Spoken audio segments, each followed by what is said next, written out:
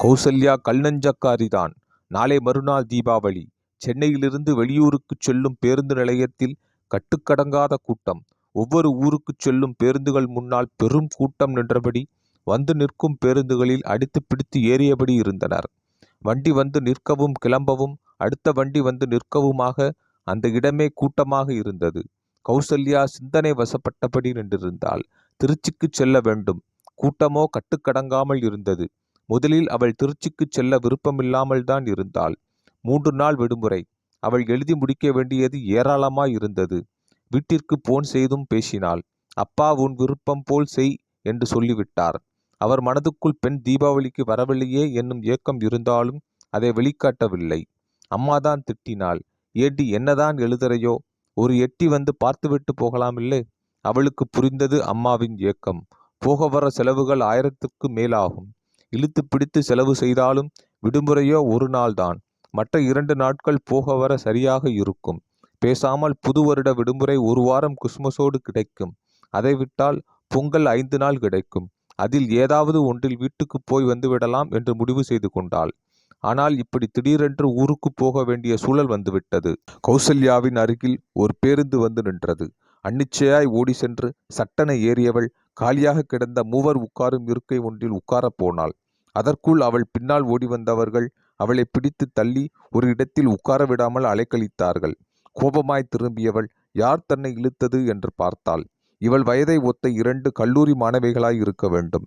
ஒரு சாரி கூட சொல்லாமல் அவளை தள்ளிவிட்டு 3 பேர் உட்காரும் இருக்கையில் பரவிக்கொண்டார்கள். கௌசல்யா சட்டென அவர்களின் ஒருத்தியை அப்படியே தள்ளிவிட்டு சட்டென உட்கார்ந்து கொண்டாள். கீழே விழப்போனவள் எழுந்தபடியே கௌசல்யாவை முறைத்தாள். உனக்கு அறிவு இருக்கா? நான் கீழே விழுந்திருந்தா?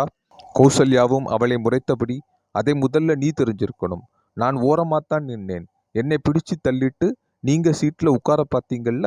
இவர்களின் சச்சரவுக்குள் இடையில் புகுந்து ஜன்னல் ஓரமாக இருக்கும் இருக்கையை பிடித்து உட்கார்ந்திருந்தவள் கௌசல்யாவை, நீ அந்த ஓரமா உட்காரு, அவ என் பக்கத்துல உட்காருவா. கௌசல்யாவிற்கு அவள் சொன்ன தோரணை வெறுப்பாக இருந்தது. முதல்ல எப்படி ஒருத்தர்கிட்ட பேசுறதுன்னு மேனஸ் கத்துக்கோ. அந்த பொண்ணு உன் ஃப்ரெண்டா இருந்தாலும் எனக்கு பின்னாடித்தான் 2 பேரும் வந்தீங்க. அதுவும் உட்கார போன என்னை பிடிச்சு இழுத்து தள்ளிட்டுத்தானே நீயே உட்கார்ந்தே.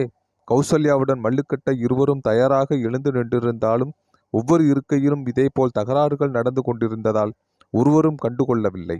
அதற்குள் பேருந்தில் பயணிகள் நிறைந்து ஓட்டுநர் வண்டியை வேகமாக அங்கிருந்து எடுக்க வேறு வழியில்லாமல் ஒருத்தி கம்பி ஓரத்திலும் மற்றவள் ஜன்னல் ஓரத்திலும் உட்கார்ந்து கொண்டனர். நேரம் எவ்வளவு இருக்கும்? கௌசல்யா யோசித்தாள்.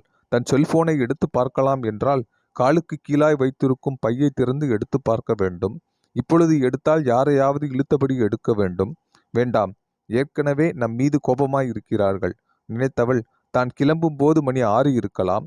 அப்படியானால் 7 அல்லது 7:30 இருக்கும். அவளாகவே முடிவு செய்து கொண்டாள். ஜன்னல் ஓரம் உட்கார்ந்திருந்தவள் வேண்டுமென்றே தன் தோள்பையை மடி மீது வைத்து அதன் ஜிப்பை திறந்தாள். தாராளமாய் தன் முழங்கையை கௌசல்யாவின் மார்பின் மீது இழுத்தபடியே. கௌசல்யாவிற்கு கோபமாக வந்தது. வேண்டாம், இந்த சூழ்நிலையில் இவர்களுடன் சண்டையிடுவதில் லாபமில்லை. அப்படியே இருக்கையில் சாய்ந்து கொண்டு அப்பாவை நினைத்து பார்த்தாள். நாம நேத்தே போயிருந்திருக்கணும். போக வேண்டாம்னு அவங்க கிட்ட சொன்னதுனால பாவம் அவங்களுக்கு என்னைய பார்க்க ஆசைப்பட்டும் என்னோட படிப்புக்காக ஒத்துக்கிட்டாங்க.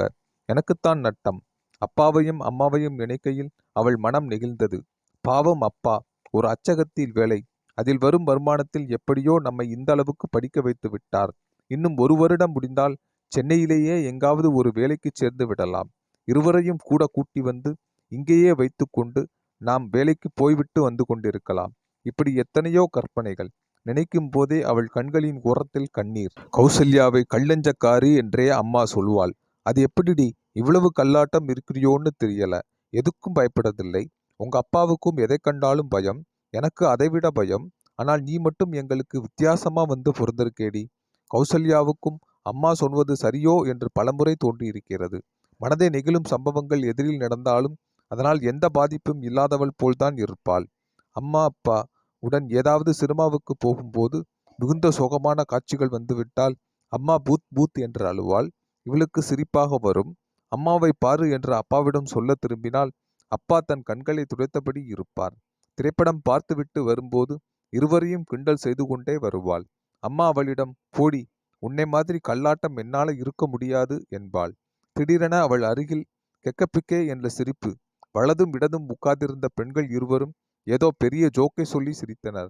அவர்களின் சத்தம் அமைதியான பேருந்து பயணத்தில் ஒரு இடைஞ்சலாகத்தான் தெரிந்தது கௌசல்யாவிற்கு. அவர்கள் இருவரையும் பார்த்தாள். இவளின் பார்வையை புரிந்து கொண்ட அவர்கள் வேண்டுமென்றே இவளுக்கு எரிச்சல் ஊட்ட மேலும் சிரித்தனர். கௌசல்யாவிற்கு அவர்கள் மேல் பரிதாபமாக வந்தது.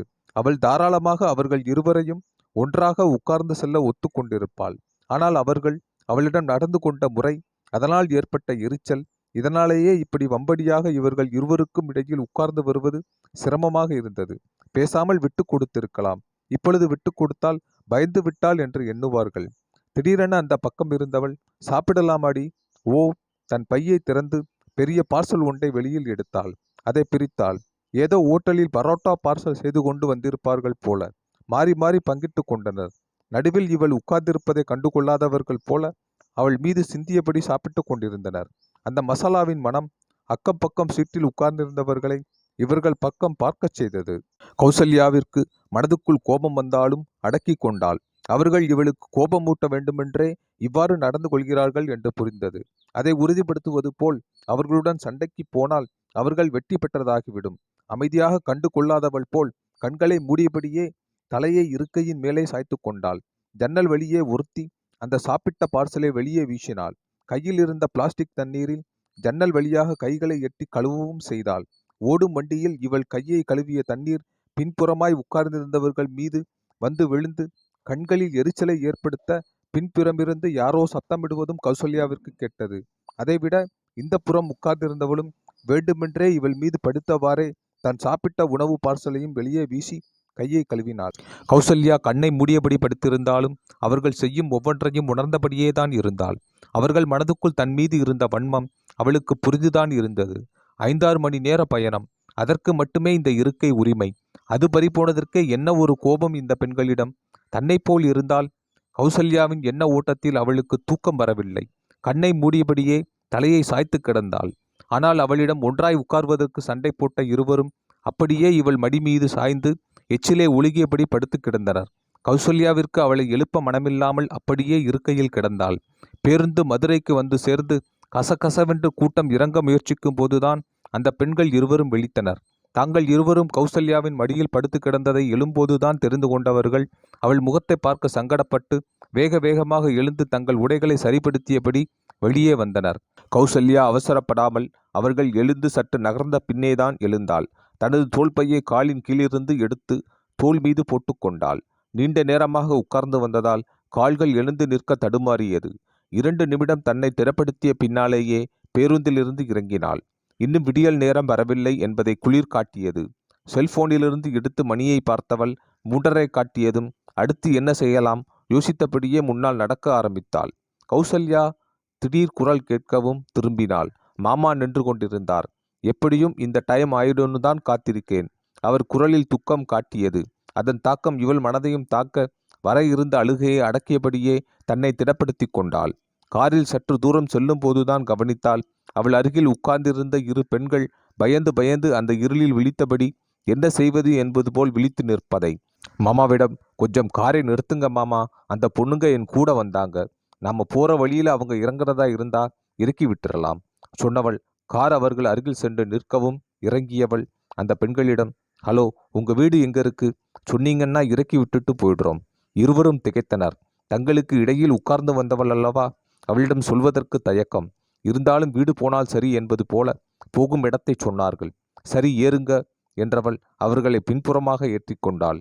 அவர்கள் தன்னிடம் நடந்து கொண்டதற்கு ஒரு வெட்கம் தோன்றியதை அவர்கள் ஏறும்போதும் தயங்கி குலைந்து ஏறும்போதும் கவனித்தாள். கார் இவள் வீட்டின் முன் நின்றது.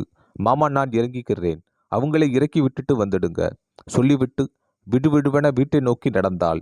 அந்த நேரத்தில் அவள் வீட்டின் முன் நிற்கும் கூட்டத்தை பார்த்த இவர்கள் இருவரும் கார் போகும்போது அவரிடம் கேட்டனர், என்ன சார், அவங்க வீட்டு முன்னாடி கூட்டம்? எங்க மச்சான், அதுதான் கௌசல்யாவின் அப்பா, மத்தியானம் ஹார்ட் அட்டாக்ல இருந்துட்டாரு. அவ எப்படியும் இந்த நேரத்தில் பஸ்ஸில் வருவான்னு தான் வெயிட் பண்ணிக்கிட்டு இருந்தேன். அதிர்ந்து போயினர் இருவரும். ச்சே, அப்பாவை பறி கொடுத்துட்டு துக்கத்துடன் வந்த பெண்ணிடமா தாங்கள் இப்படி நடந்து கொண்டது? அதைவிட அந்த துக்க நேரத்திலும் நாம் செய்ததையெல்லாம் மனதில் கொள்ளாமல் தங்களை ஏற்றி கொண்டதும் இல்லாமல் இறக்கிவிட்டு வர சொல்லிவிட்டு இறந்து போன அப்பா உடலை பார்க்கப் போகிறாள். ஆம், கல்லஞ்சக்காரிதான்.